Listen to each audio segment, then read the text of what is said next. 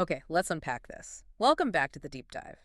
Today we're doing something a little bit different. We're moving away from the usual research papers and articles. Instead, we're trying to get inside the mind of a master-level system architect. Right, and our source material for this is really the functional blueprint, the core concepts you have to know to run a major marketing automation platform, specifically Marketo. Exactly. We've pulled 10 really high-stakes, scenario-based questions from the AD0-E563 Master Certification Blueprint. Our mission here is to turn these technical puzzles into, immediate actionable knowledge for you. And that framing is so important. A master certification like this, it's a 4.5-hour exam, 270 minutes. Wow. Yeah. You need a 70% to pass. And these questions, they don't ask about tactics. They really focus on the architectural decisions that affect scale, security, integration. Right. Really, the why behind how the platform behaves. So this isn't about clicking buttons. It's about making the big million-dollar decisions. Precisely. All right, let's start the absolute ground floor then, the CRM connection. I mean, if you don't nail this, nothing else really works, does it? Nothing. It's the foundation. Okay, so think about one of the biggest initiatives today, account-based marketing, or ABM. If a company wants to use Marketo's advanced ABM features, what's that one big dependency that just trips everyone up? What's the essential component that must be synced between Marketo and the CRM? What's central here is realizing that ABM isn't some magic feature Marketo invented. It's a strategy that's completely enabled by CRM data. So the component you absolutely positively must sync is the CRM account object synchronization. The account object, why is that one so non-negotiable? Why can't we just get by with, the lead level data flowing back and forth? Because ABM is, by its nature, account-centric. Yeah. Marketo has to see beyond the individual person, beyond Jane Doe. If you only sync leads, Marketo knows Jane Doe exists, but it has no idea she works at Acme Corp or if Acme is a hot sales opportunity. Without that parent account object, there's no foundation for account scaring, no way to group leads into a target account. And no way to do the reporting sales actually wants. You've got it. Right. No account object sync, no real ABM. It's that simple. Okay, so that's a great point. ABM is a CRM data requirement. Let's pivot from data sync to permission sync. This next scenario is a classic. It's the one that starts the blame game. Oh, I know this one. A lead is qualified, everything looks green in marketing, but the system fails to create the follow-up task for sales in the CRM. Where do you even start looking? Your first instinct might be to check the logic in the SMART campaign. But that's usually not it. If a task fails to create, the very first place you have to look is the Marketo CRM sync user permissions. So you're saying check the Marketo side first, even though the failure is happening in the CRM. Why there? Because Marketo is acting on behalf of a specific user, that sync user. When Marketo tells the CRM, create a task, it's that user's permissions that are being checked. Ah, okay. And task creation happens in the CRM database. So if that sync user doesn't have the privileges to, say, create activities on behalf of other people, the CRM will just reject the request. The action fails. So the qualification logic could be perfect, but the user is just blocked at the door. It's a security model failure, and it happens all the time. Okay, let's move on to data hygiene. The constant battle against messy imports. The challenge is this. You need to normalize country field values. USA, United States, America, they all need to become United States the second a lead is created. In real time. Right, in real time. What's the architectural fix for that? This is a perfect example of where your architecture choice dictates speed. The best way, the most efficient way, is to use a triggered SMART campaign with a change data value step. And why is that so much better than, say, a batch campaign that cleans everything up once a week? Because latency is risk. I mean, if you wait a week, you've got 7 days of dirty data running around your system. That could mean a lead gets routed to the wrong sales team in the wrong country, or their score is wrong, or they miss an alert, all because their country field wasn't standardized yet. It's like correcting the address on a letter before it goes in the mail, not after it's already been sent to the wrong city. That's a perfect analogy. You do it at the point of entry. It's real-time hygiene. So that's cleaning data on the way in.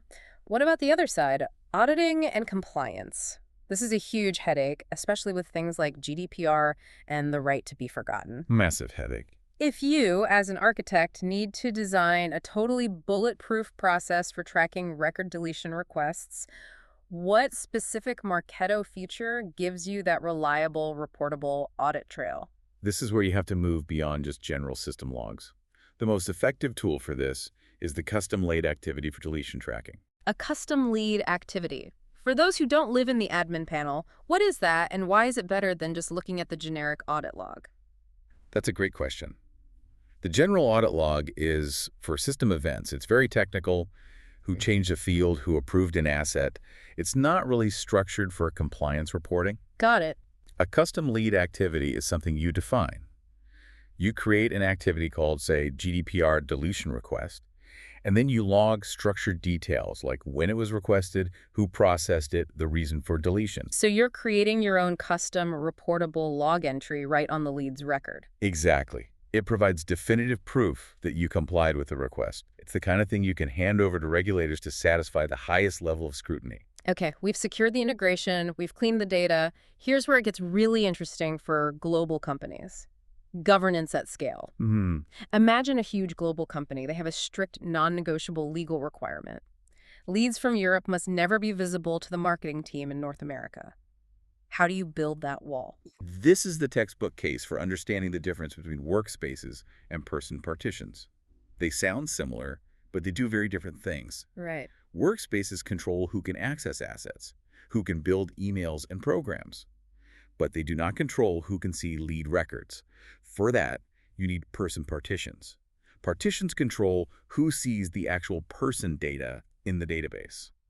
So if I just put my EU team in an EU workspace, the team in North America can still technically search for and find those European leads. Exactly right. They might not be able to use the EU assets, but they could run a list and pull up every lead in the whole system.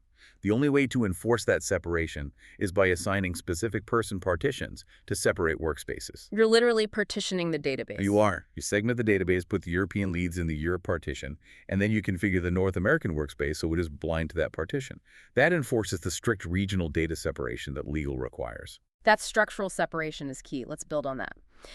Governance also requires that everyone works the same way. So a center of excellence, a co-E, mandates using standard program templates. What's the biggest benefit of doing that? You might think it's just about speed or efficiency, making it faster to build campaigns. Yeah, that would be my first guess. And that is a benefit, but it's not the primary one.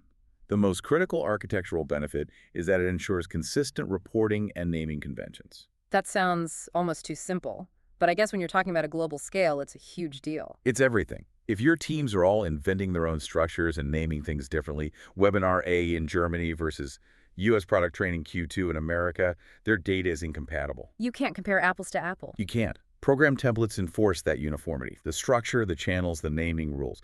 It means when the CMO asks for a global report on campaign ROI, the data is actually accurate and comparable. Standardization is the absolute backbone of governance. All right, let's switch gears to performance, especially when the platform has to talk to the outside world and the world is slow. Happens all the time.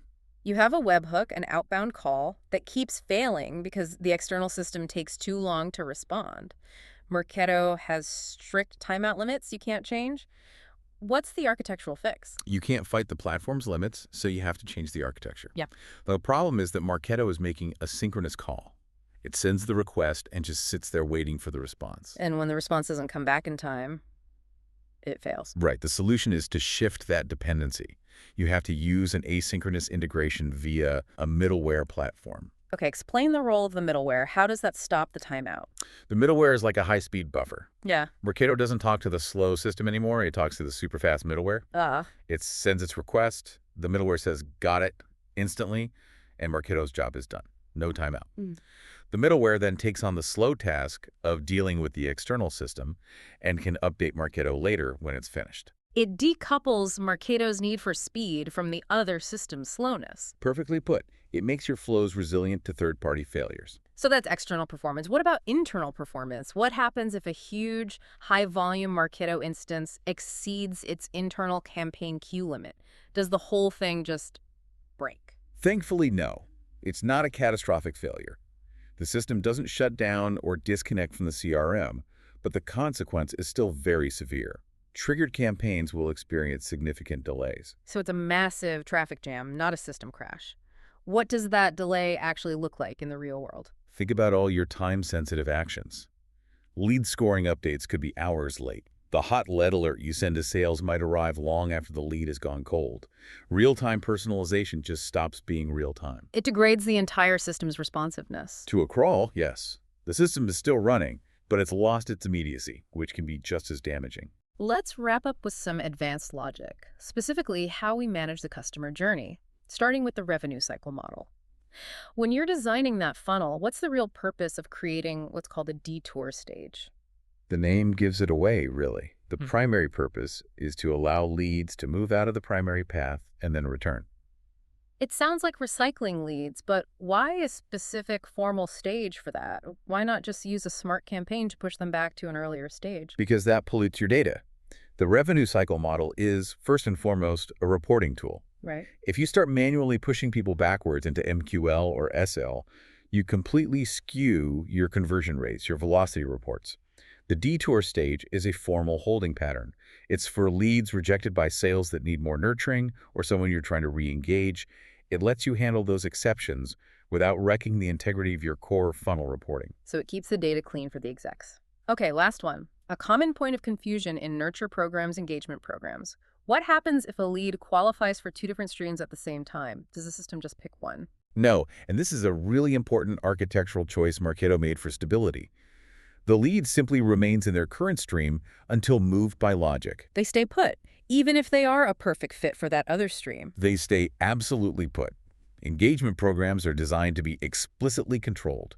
You, the architect, have to build the transition rules, a smart campaign, a scoring threshold, to move someone from one stream to another. I see. If leads just jumped around automatically, it would be chaos. You'd have people getting conflicting messages, bouncing between nurture tracks.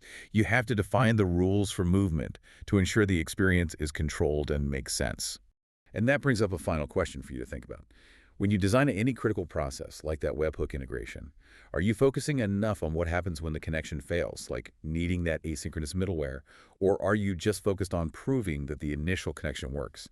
That preparedness for failure, that's what defines a truly resilient architecture.